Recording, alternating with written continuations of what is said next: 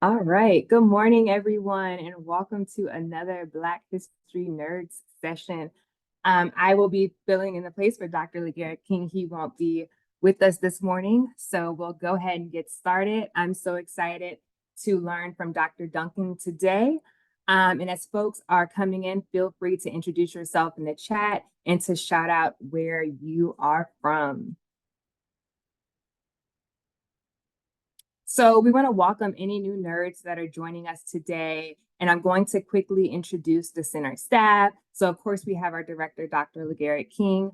Myself and Dr. Christina King are the center's assistant directors. And we have our fabulous graduate and undergraduate assistants, Donovan, Greg, Daphne, and Montana.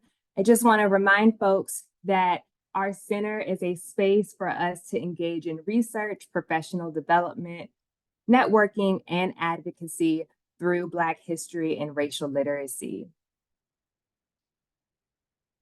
Additionally, before we get started, we just have a few announcements and a few reminders. Our annual Teaching Black History Conference will take place July 26th through the 28th, and our theme is Black to the Future, Afrofuturism as Black History. If you are proposing a presentation, please be sure to get your proposals in by March 2nd. Also, please be sure to check out our Education Week special issue, celebrating Black History, Education Week, a collection which includes articles that explore the history, teaching, and learning of Black history. Our graduate fellows have curated a fabulous resource list for teaching Black history, and we've also highlighted amazing educators doing good work for improving Black history education. We have our book club facilitation by Donovan James. Donovan, if you want to talk a little bit about your book club, we can do that now. Good morning, y'all. We started last week, but today is our second session if you still want to join. We are analyzing, talking about, discussing, building community around Beyond February, teaching Black history any day, every day, and all year long, written by me. So if you want to come and join us, last week was really amazing, sharing resources, talking about the ways that we can bring Black history into elementary classrooms. Thank you. All right, and our next nerd session is March 9th with Marcus Sankofa-Nix, who will be presenting on History Matters, Wellness, Healing, and Community Care through the lens of Black experiences. All right. And now I am so incredibly excited to introduce not only a colleague, but certainly a mentor, sister, and scholar friend, Dr. Kristen Duncan, who will be our guest nerd for today. So Dr. Kristen Duncan is an assistant professor of social studies education at Clemson University, a lifelong learner of Black histories and civic engagement, as she has always been interested in the ways Black communities have resisted racial oppression. Her research examines the role Black teachers play in helping students do just that. Dr. Duncan is a former middle school teacher and served as an instructional coach in Georgia. Her research has been published in various journals, including Race, Ethnicity, and Education and Review of Educational Research. And her first edited volume, book, Civic Education in Communities of Color, Pedagogy for Learning and Life in a More Expansive Democracy, was published by Teachers College Press in 2023. While Kristen is an amazing scholar, I can speak from experience that she's just an amazing person as well. She truly embodies the idea of lift as we climb, and I'm so incredibly excited to learn from her today. So we'll turn it over to Dr. Duncan. Well, thank you, Dr. Jones, for that lovely introduction. If I may, I want to take a second to plug her chapter in that book. It's very much amazing, so please check it out. Good morning, everyone. How y'all doing?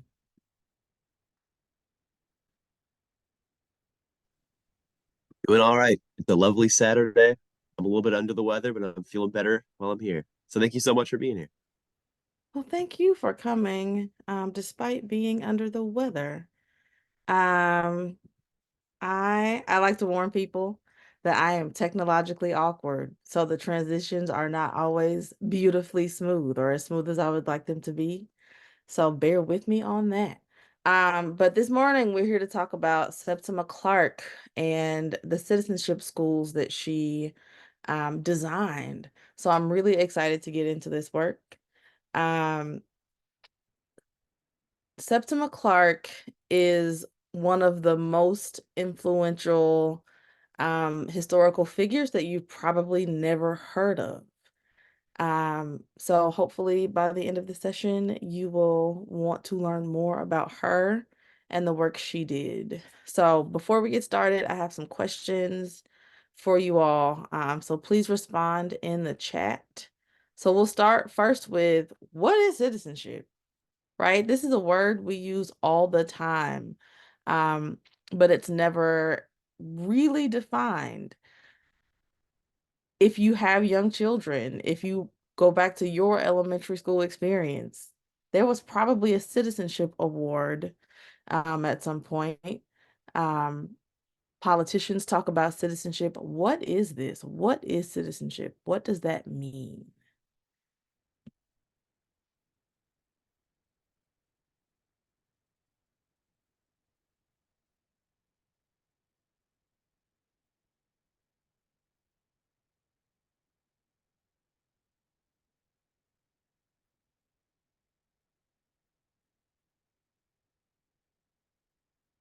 So feel free to respond in the chat for me.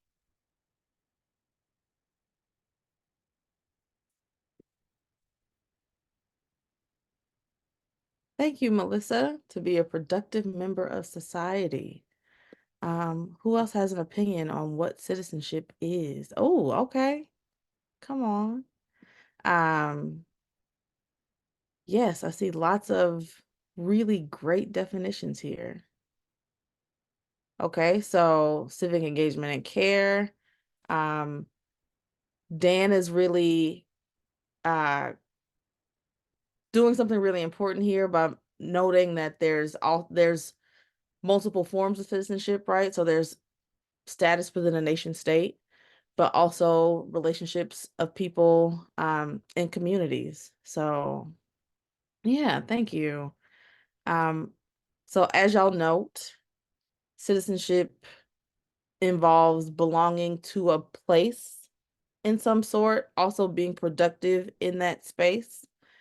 The society you engage with, right? So y'all have some really great answers to that. Thank you. So now that you have an idea of what you think citizenship is, my next question is, what does a citizen need to know? Right? So if it's belonging to a nation state or to a community, if it's being productive in society, what does a citizen need to know to do that?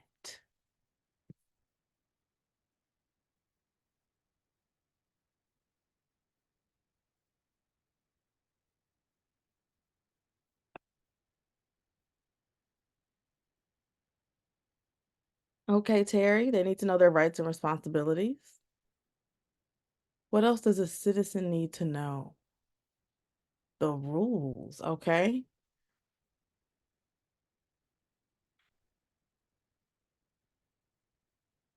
The responsibilities of belonging to a broader community.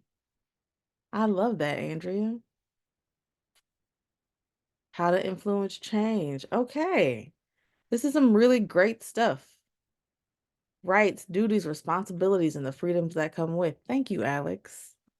All right. So Septima Clark is the originator of what was called citizenship schools, and that's what we're going to talk about today. So the woman we know as Septima Clark was born Septima Poinsett in Charleston, South Carolina in 1898. If that, if her maiden name sounds familiar, it's because her father was enslaved on the plantation of the man that the flower poinsettia is named after in the US. He brought that flower from Mexico to the US. And so that is named after Joel Poinsett. But yes, so her parents were Peter and Victoria Poinsett. Her father had been enslaved. Her mother was born after the end of the Civil War, but she came from a free family. And so those might not seem like important things, particularly since Miss Clark was born in 1898. But her parents' status, or lack thereof, played a huge role in the way she saw things and the opportunities that were afforded to her. So, or better yet, the opportunities that she was excluded from. So she also talked about how seeing her parents, the differences in their perspectives, really cultivated the way she approached working towards change. So she grew up in Charleston, which also played a huge role in her perspective on things. For example, she lived on Henrietta Street, and Black and white folks lived on this street. Now, I'm not saying that they lived in community together, but they did live within close proximity. Um, I also want to point out that her age, so take note of when she was born. She's often referred to as the mother of the movement, right, of the civil rights movement. And this is because she was so much older than many of the people that she worked with during the civil rights movement. But having a father who had been enslaved and growing up in Charleston really cultivated her lens towards a lot of things. So she went to school in Charleston, and then she went to the Avery Institute, became a teacher, right? So she got her first job as a teacher on Johns Island. And you might wonder why she didn't teach in Charleston. So, although it was the Jim Crow South, schools were definitely segregated. Black teachers were not allowed to teach in Charleston, even in all Black schools. So she had to go. So Black teachers worked in the Low Country, worked in rural areas. So she went to Johns Island for her first teaching job. And as you can see on this map, Johns Island is really close to Charleston, right?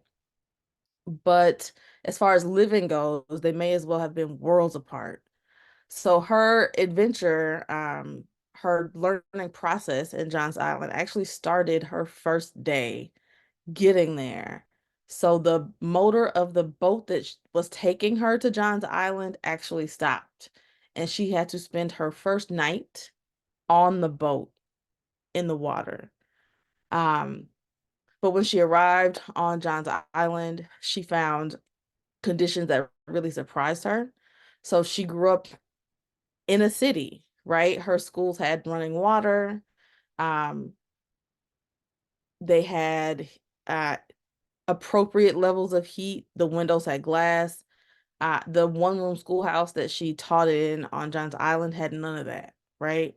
She talked about how she got frostbite a couple times and thought she was possibly going to lose toes because there was no glass. So the windows had shutters, but the shutters don't completely close, or they're not completely closed off. So the wind would come through, water would come through. There was a fireplace in the middle of the schoolhouse room, in the middle of the room of the schoolhouse. If you sat next to it, you would be incredibly hot, but if you weren't close enough, you would still freeze. So these are the conditions that she taught in. But one of the things that she learned on John's Island was how to be a part of a community. So after school on weekends, she was teaching folks how to read.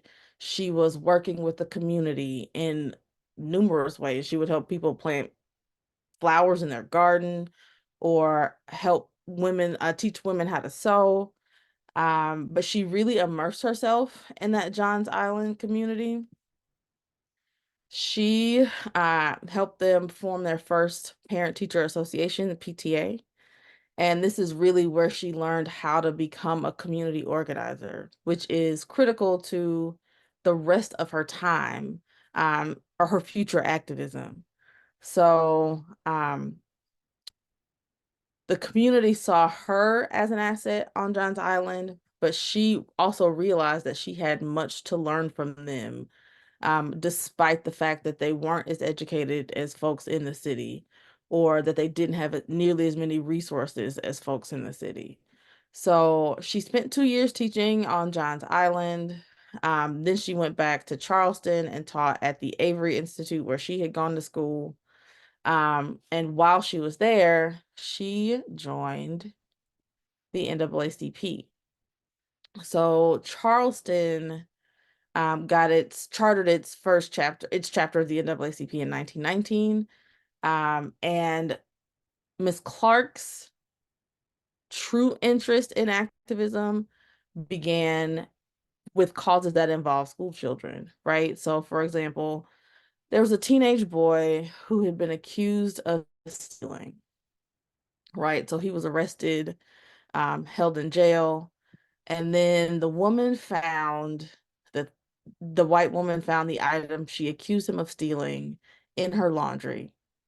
So the boy was released, but the NAACP was asking, one, for her to pay restitution, but also two, for a formal apology, right? And the thought behind that was, he's going to go to school and people are going to make fun of him for having spent time in jail. So that was the first thing that really kind of piqued her interest.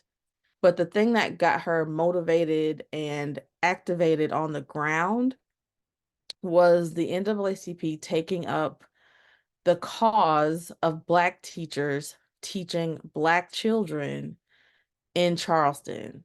So remember, Black teachers weren't allowed to teach in Charleston, right? Only white teachers could teach in the schools in the city of Charleston.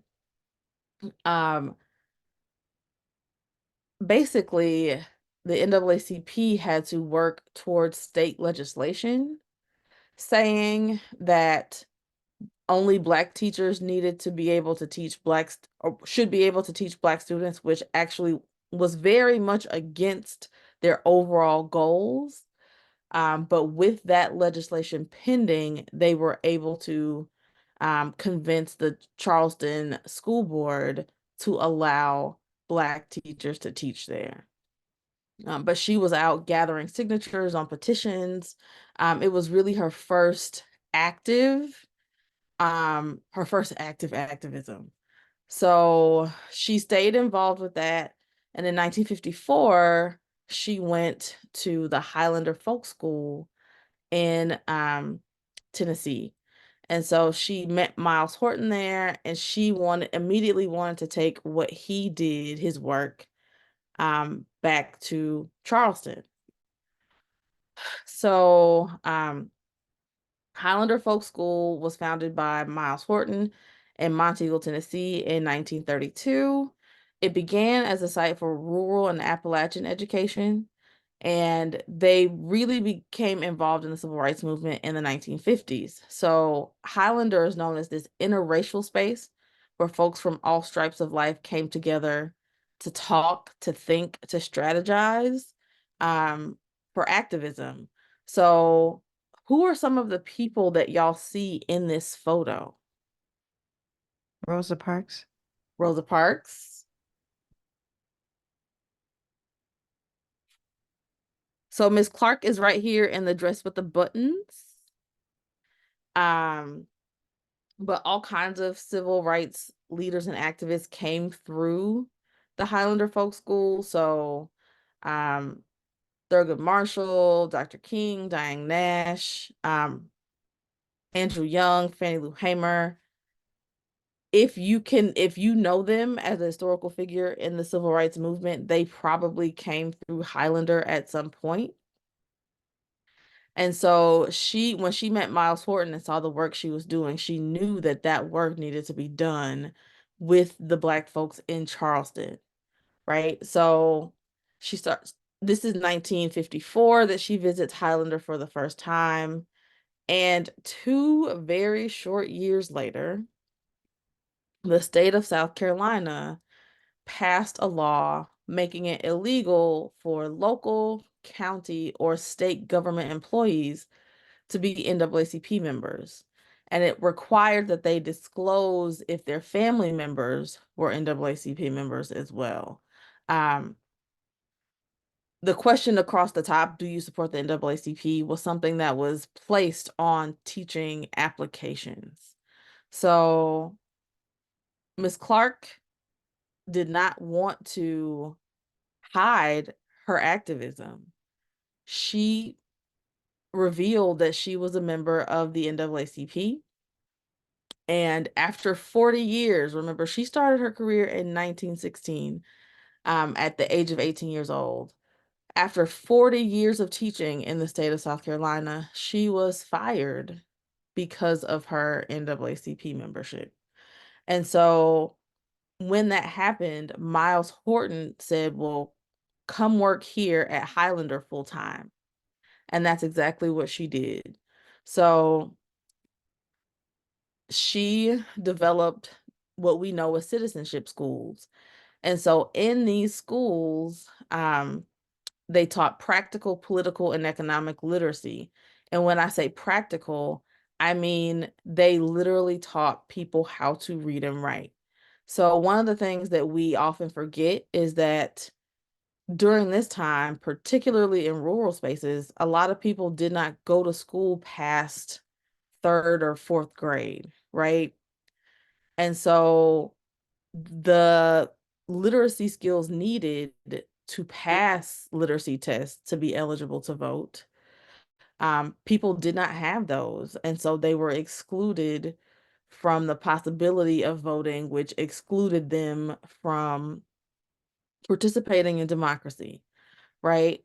But also folks wanted to learn math so that they could do calculations for themselves and know when people at the bank were cheating them or when the boss was cheating them, right? They also learned a lot of political information, the structure and form of government, how the government operates, and they learned economic literacy. So she spent 2 years developing these schools, developing this program. And the way the program worked was the teachers came to Highlander and then they would go back into their communities and teach the folks in their communities what they needed to know. So essentially, Septima Clark was a teacher educator, right? So she was teaching the teachers how to go back into their communities and give the people what they needed. The program began at Highlander in 1958. However, in 1961, the state of Tennessee forced Highlander to close because of its role in the civil rights movement. So in 1961, the program moved from the Highlander Folk School to the Southern Christian Leadership Conference right here in Atlanta. And so one of the really key things that we want to remember about the citizenship schools is that they focused on overcoming literacy to strengthen Black electoral power. There was an interactive way of teaching that built upon students' culture and an explicitly political approach that linked gaining knowledge to collective efforts of overcoming racism. I would ask you to raise your hands, but I can't see you. So if you are familiar with the Mississippi Freedom Schools, the citizenship schools were the progenitor to that, right? One of the primary differences is that the citizenship schools were designed for adults, right? They were designed for people already of voting age. And they took place over 11 states, in over 11 states. And most of the teachers of citizenship schools were Black because this was people from these communities going back into their communities. And Mississippi Freedom School teachers were largely white people from outside of the South. So next, I'm going to show you a short or clips of a short video. And the primary reason, the primary person speaking in the video is Bernice Robinson, who is Septima Clark's cousin. She was actually the first citizenship school teacher. And I want to show you this video so that you can, one, hear directly from people involved in the citizenship schools. Excuse me. But also because there is precious little video of Septima Clark. I'm not really sure why that is, because we have a good amount of video from that time. Actually, I have an idea, but I wanted you to be able to hear her and see her speak about this program. The video also mentions Esau Jenkins. Esau Jenkins was one of Septima Clark's students on Johns Island, right? So from when she was an elementary school teacher. And she got him also involved in the movement by taking him to Highlander. So this is one of those awkward transitions I was talking about earlier. I need to stop sharing for a second. Go to...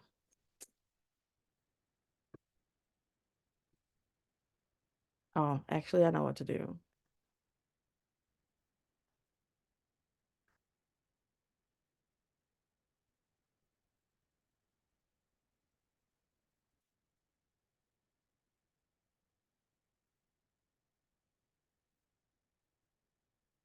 All right.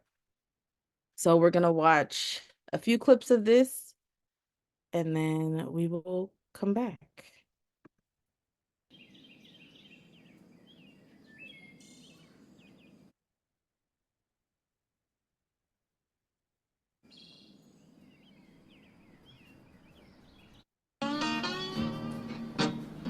Charleston, South Carolina, and segregation was a way of life. We didn't question it, we accepted that. But then I went away to New York to find employment, and when I returned in 1947, I became aware, fully aware then, of how segregated Charleston really was. The only way we felt we could bring about changes was through the vote. And blacks weren't allowed to vote in the primaries in South Carolina and in Charleston. And the primaries really was the regular election because we didn't have but a one-party state. Once the decision was handed down that everybody could vote in the primaries, there was another block that was placed in our way. We had to read a section of the South Carolina State Constitution in order to be able to vote. Some people could read and could pass the test, but there were many, many that couldn't. I knew there were people who couldn't read and write. I've been knowing that all my life, but I never felt there was anything anybody could do about it. In 1952, a woman from here went to Washington, D.C. to a conference, childhood education conference. And when she came back, she said that there was a place in Tennessee where blacks and whites could work together on problems. And down here, we couldn't even speak to each other. So I thought that was a wonderful place to go. I came to Highlander in 1955 because my cousin, Septima Clark, had been there the year before, and she told me about blacks and whites being at Highlander, working together at the Highlander workshops. And so I was curious to go and see for myself what she was talking about. It was the only place in the South where blacks and whites could really meet so that we could know that we had allies out there. The beautiful part about Highlander is that you could be washing dishes with somebody who had, like Dr. King used to say, had a PhD or no D's. Whatever was on your mind, you could say it. The whole workshop was a demonstration of how you'd get people to talking about what they think is the most important thing they need to have done in their community. Esau Jenkins from Johns Island, who came up with us to the workshop, was there. What I'd like to have back there is a school teach my people how to read and write so they could register and vote, because that's our basic problem, you know. And that turned the whole workshop around. So then we started talking about Charleston, Jones Island. Esau ran for the school board. He really ran to try to win because they needed representation on the school board. But he also ran in order to show the people that if they were registered to vote, that they could win. The groundwork was set then to getting citizenship classes going. Many of the people on the island worked long hours in the field, so the classes could only be held during those months which they call the laying-by season, which is December, January, and February. Miles Horton of Highlander said to Esau, "You find the place, and I'll look for funding for the classes."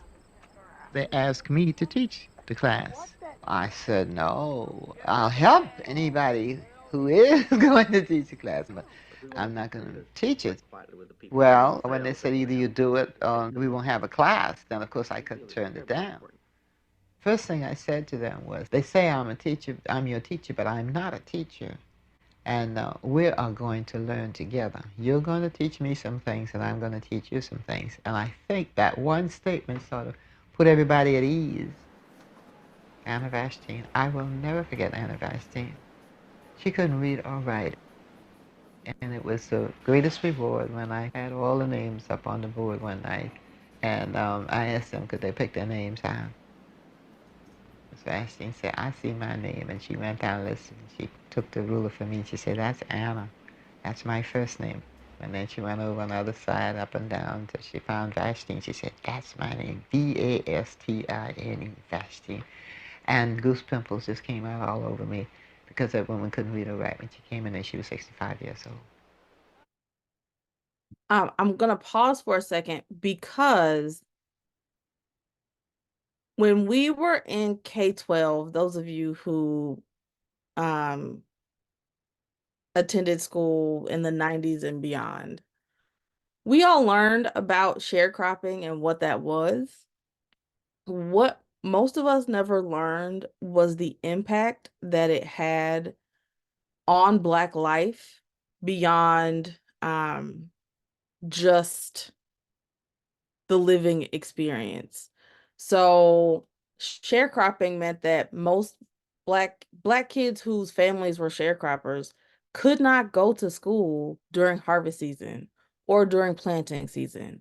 So that means the school year was very much truncated, which is also a lot of what led to the lack of literacy.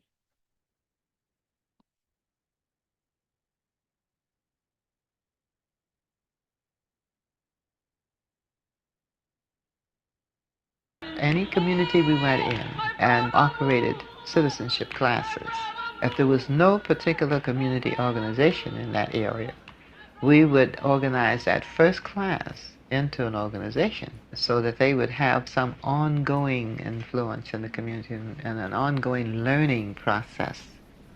They'd say, well, we don't have a leader in our community. And we said, well, what about you being a leader? Well, no, I'm not a leader, they would say. But we say, you know the problem. If you know the problem, you see the problem, you know what needs to be done to solve that problem, then you're the one that has to take the ball and run with it.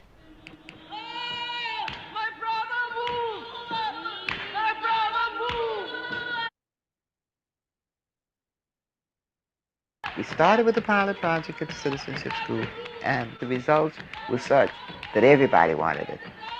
And it grew, and it grew, and it grew, and it grew. And it was really the basis of the entire civil rights movement, because people became aware of the power that was within them that they could use to get things done. All right, so that is an important role that the citizenship schools played, right? So they provided people in local communities with this education that allowed them to see things that they had never imagined. So like I just told you earlier, in 1961, the citizenship school program moved from the Highlander Folk School to the SCLC. and because the state of Tennessee forced Highlander to close down. While the SCLC is known for its civil rights activism, it wasn't necessarily the smoothest of transitions for Miss Clark. And I am going to play a little audio for you so you can hear her talk about that. Eugene Walker is interviewing her, and she's going to talk a little bit about what she experienced when she got to Atlanta.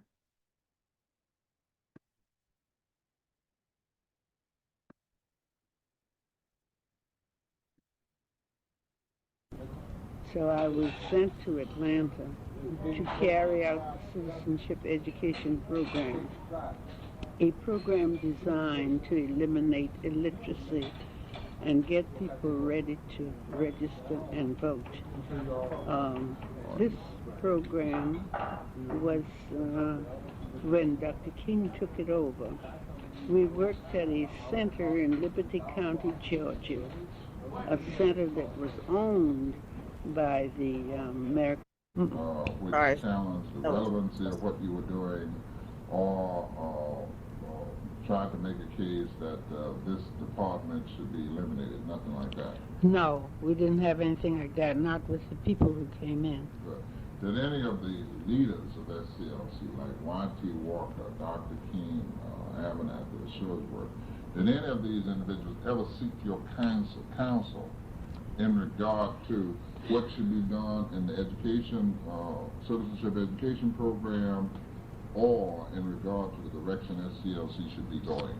I wrote out a citizenship program, but I had to write a proposal to get the money, and I wrote out a day-by-day program that I took with me to the Southern Christian Leadership Conference. I can remember Reverend Abernathy asking many times, why was Septima Clark on the board, the executive board of the Southern Christian Leadership Conference? And Dr. King would always say, she was the one who proposed this citizenship education, which is bringing to us not only money, but a lot of people who will register and vote. And he asked that many times. It was hard for him to see a woman on that executive body. How can you interpret that? What was he concerned about? Do you have any idea? Well, I think that we live in a man's-made world, and because of that, as a man, he didn't feel as if women had really enough intelligence to do a thing like what I was doing. This was never expressed, but this is the way you interpreted it. This is the way I interpreted it, because he kept asking the question. Many times we'd go into the meeting and he'd always want to know, why was I a member of that trustee board? So, Septima Clark, who had been active with the NAACP since 1919, right, had been working with Highlander since 1954, had designed the citizenship school program, is still being questioned regarding why she's here. And so that speaks to the level of misogyny that Black women experienced in the civil rights movement. But she kept pushing and she kept doing her work. So the SCLC had a citizenship guide that they put together for citizenship school attendees, for citizenship school students. Miss Daphne, would you mind reading the purpose of the citizenship school for us? Absolutely. So it reads, the citizenship schools are for adults. Their immediate program is literacy. They enable students to pass literacy tests for voting, but there is involved in the mechanics of learning to read and write and all-around education and community development, which includes housing, recreation, health, and improved home life. Specific subjects are emphasized such as safe driving, Social Security, cooperatives, the income tax, and an understanding of tax-supported resources such as water testing for wells and aid for handicapped children. The citizenship schools provide a service to the people which is not available through any other private or public program at the present time. They are open to all people of a community who face problems related to first-class citizenship and want to do something about them. Thank you. So as you can see, the citizenship schools started as focusing on teaching folks practical literacy skills so that they could pass a literacy test to vote. But then they realized people are dealing with all kinds of issues that we need to help them address. So housing, recreation, health, and improved home life. They wanted to build better communities. They wanted to help folks understand how they can change the world around them. And so it mentioned Social Security. Here's another page from that guide that says your Social Security card is the key to your Social Security account. It is important to you. Your card shows you have an insurance account with the United States government. Your account is a record of the pay you receive, which counts toward old age and survivors' insurance benefits. The size of benefits will depend upon the amount of wages credited to your account. When an insured worker dies, a lump sum payment may be made to the widow or widower or to the person who paid the funeral expenses. Any Social Security district office will help you check your Social Security account to explain your rights and duties and the insurance benefits you and your family may receive, and to help you or your survivors file the claim for benefits when the time comes. Social Security is family protection.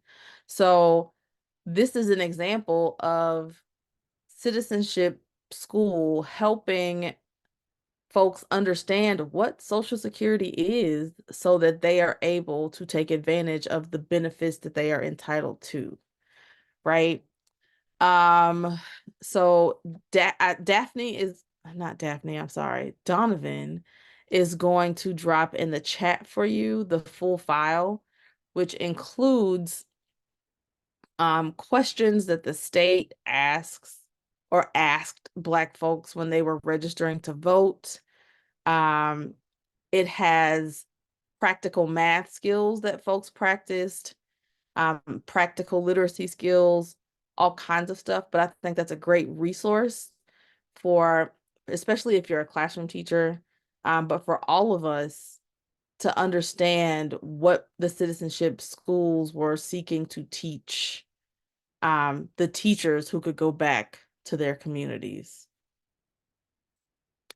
All right, so Andrew Young, who also was a leader in the citizenship education program when the SCLC took it over, he had this to say in 1981. If you look back at the Black elected officials and the people who are the political leaders across the South now, it's full of people who had their first involvement in civil rights in the citizenship training program.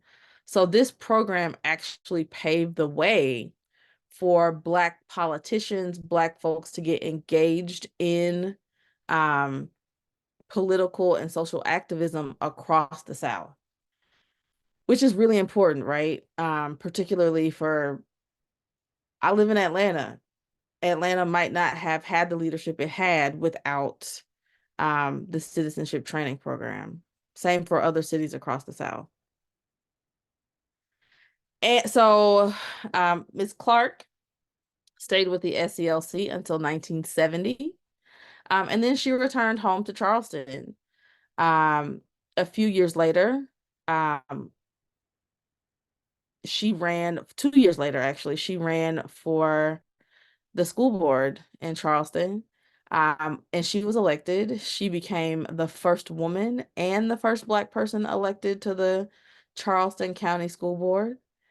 And a year later, the governor actually reinstated. I forgot to mention this. So remember, she taught for 40 years before she was fired for being a member of the NAACP. When she was fired, they also revoked her pension.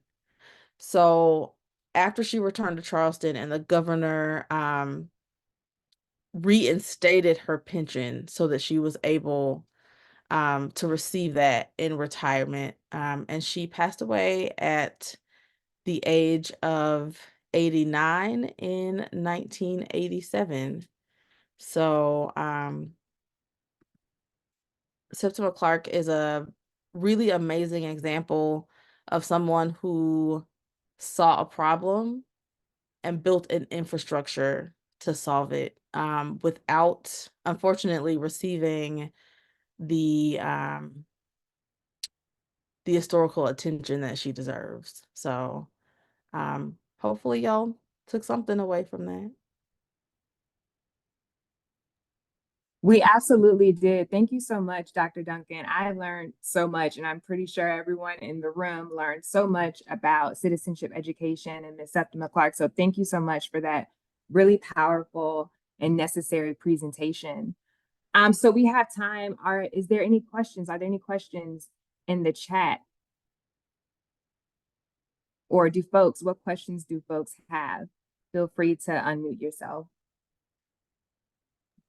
Yes, that was totally amazing. In your book, do you discuss any of this? So my book is more about contemporary folks of color engaging in civic action and how teachers take up that work. But there are, Septima Clark wrote 2 autobiographies of her own. And there's also a more recent text called Freedom's Teacher, The Life of Septima Clark, which talks a lot about her life, but it also talks a lot about the context in which she did that work, which I think is really important.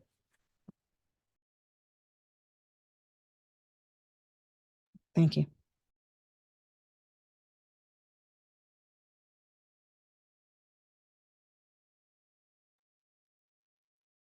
What other questions or comments do folks have?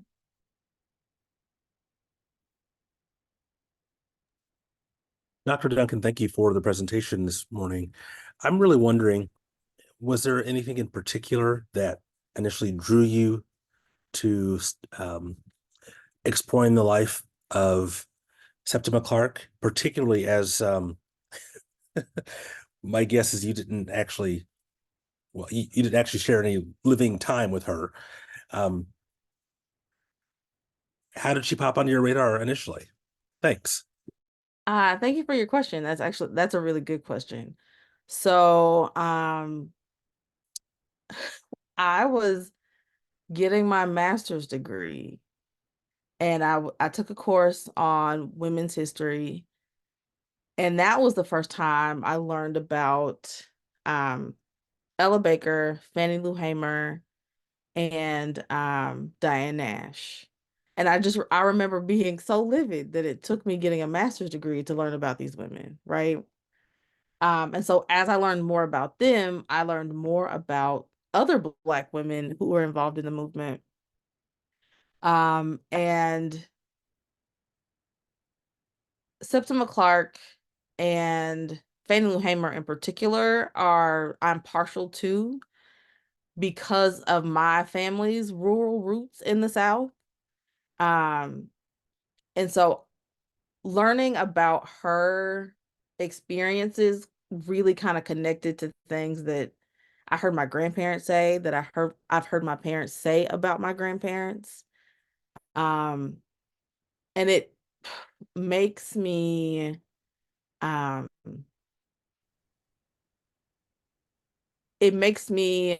think about all the things I haven't learned, right? Because I was learning another version of history. So I have a cousin who's from Detroit, and she and I are actually embarking on a family history project this year because learning these histories has actually pushed me to learn more about my family's history. You didn't ask for any of this, but I do appreciate it though, and I have a cousin. We are doing the same exact thing. Oh, really? Yes. Yeah. Yes. So it's like there are things that, and I understand how schools work. I understand how U.S. history curriculum in particular works, but there are things that we kind of learned as a vocabulary word in school and kept it pushing that I am learning had a much deeper impact on my family in particular, right? Like my grandparents were sharecroppers. I learned I learned that vocabulary in school. I didn't really learn what that meant until I had a conversation with my dad and my aunts and uncles. So, learning more about Black women in particular, because they've largely been erased from the historical narrative. Learning about Southern Black women in particular, because they could be my grandma and my aunts and aunties. It's just very personal for me.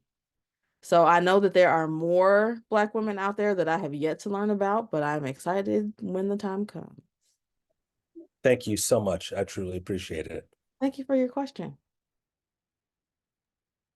Someone asked in the chat, what were you surprised to learn about Septima Clark?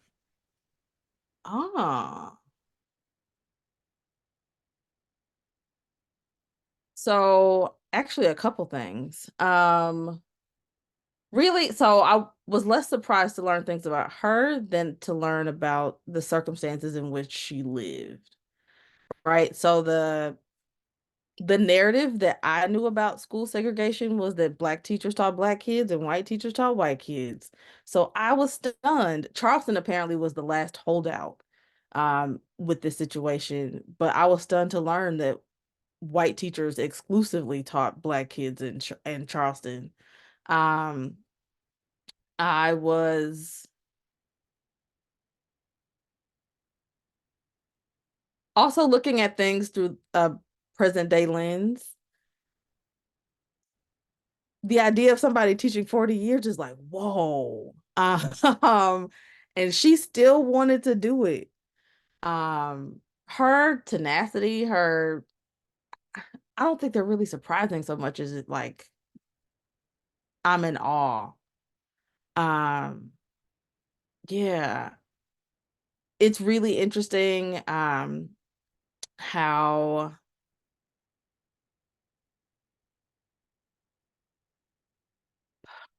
can I put this? Like different aspects of her life that might seem trivial played really important roles in like how she saw things. So like I was a little surprised to learn that her mom was like adamantly opposed to her marrying her husband. She did it anyway. Because that was like a status thing. Her story really, really shows the way that race, class, and gender are like a really tangly web. And so I was more intrigued than surprised. Yeah. Oh, can I tell y'all a really cool thing I learned that isn't necessarily just about her? So before the state of South Carolina passed that law, teachers still weren't exactly like loud and proud about their involvement in the NAACP. And so when it was time to collect dues, one of the Anna Jean's teachers who oversaw Black teachers in that area would stand, I believe in front of the courthouse with an umbrella that was slightly open. And so they would just walk by and drop their dollar in the umbrella in a way that allowed them to pay without folks knowing what they were doing. I thought that was really cool.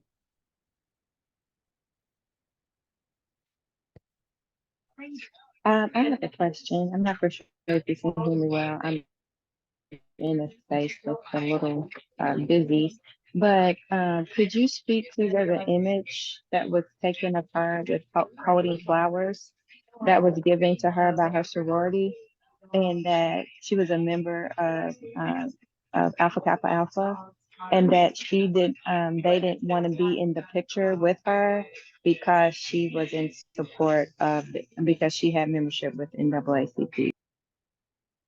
Oh, I have seen, I knew she was a member of AKA. I wasn't aware of that. But given what I have learned about the Black elite in Charleston, it is not surprising that they would not want to be in the photo with her. But I need to look more into that. So thank you. Is it Yes, Shashtray?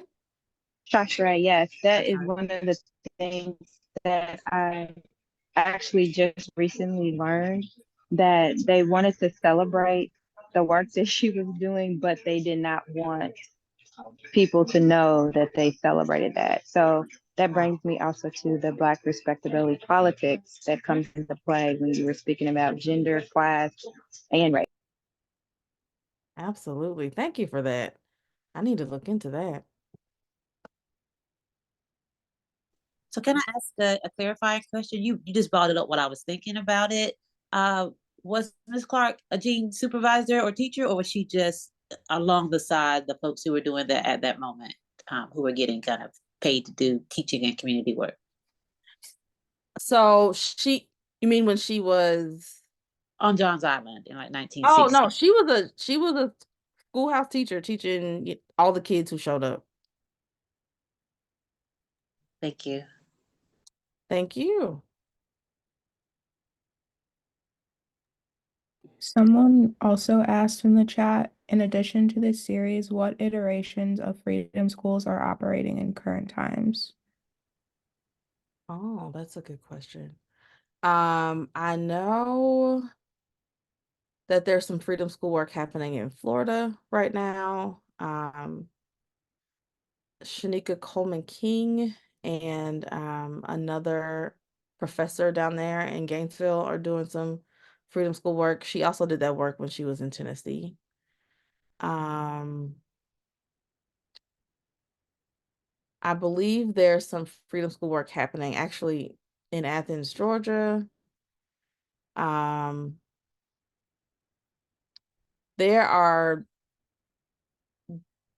There's work happening in various pockets. But typically because it's so locally centered, it's not necessarily broadcast broadly, if that makes any sense. But there's definitely some Freedom School work still happening. And actually, I think with the rise in Black homeschooling, a lot of that work is also being done through homeschool collectives, through Black homeschool collectives.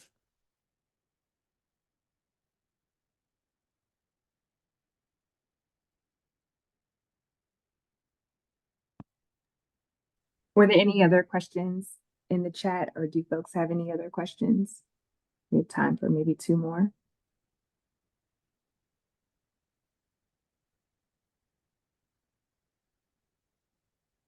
I do have one question for you, Dr. Duncan, because you talked about in the beginning of our session, you asked us to write about what citizenship meant in the chat. And so I'm curious about how the fundamentals of citizenship in the ways in which they teach in K through 12 schools, how that differs from the ideas of citizenship at these citizenship schools. Oh, that's a great question. So I think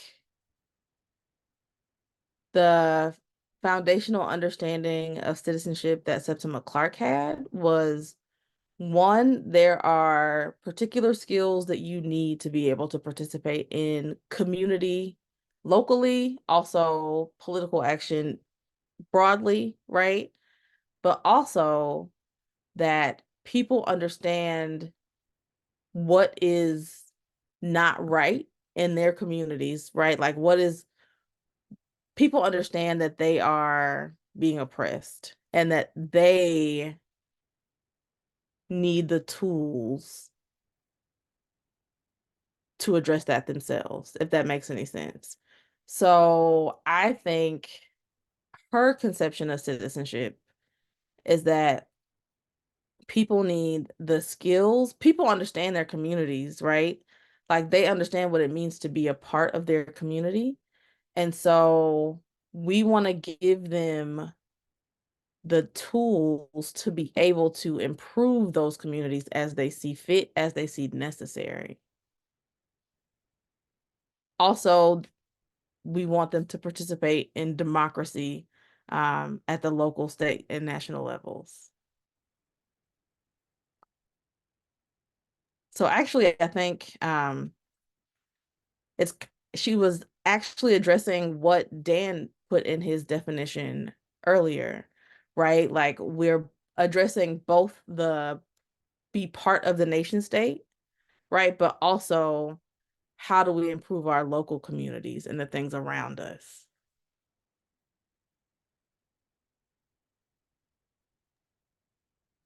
Thank you so much for that. Well, if there aren't any other questions, thank you all so much for joining us today. Please join us March 9th for our next Black History Nerds, and we have Donovan's Book Club at 12:30 later today. Thank you, Dr. Duncan, for joining us. It was excellent. We learned so much. And thank you all for joining us with our Black History Nerds session today. And we will see you all on March 9th or at Donovan's Book Club later today at 12:30. Hope you all have an amazing weekend. Thank you again, Dr. for Duncan. having me. We appreciate you very much. Thank you. Thank you. Thank you. Thank you again. Thank y'all. Thank you. Yes, amazing.